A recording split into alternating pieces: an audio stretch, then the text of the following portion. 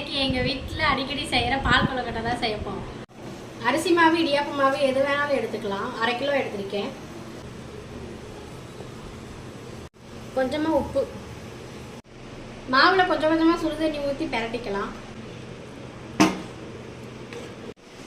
பிசைஞ்ச மாவை இந்த மாதிரி சின்ன சின்னதாக உருண்டை பிடிச்சிக்கலாம்.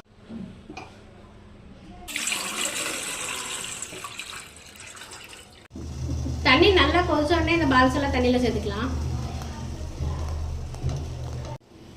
சூப்பராக வெந்துருச்சு. மண்டை வெல்லம் சேர்த்துக்கலாம். வெல்லம் நல்லா கரைஞ்சிருச்சு. அரிசி மாவு மட்டும் கொஞ்சமாக தண்ணியில் கரைச்சி ஊற்றிக்கலாம். ரெடி ஆயிடுச்சு. கடைசியாக தேங்காய் பூவு ஏலக்காய் பொடியும் போட்டு இறக்கிடலாம்.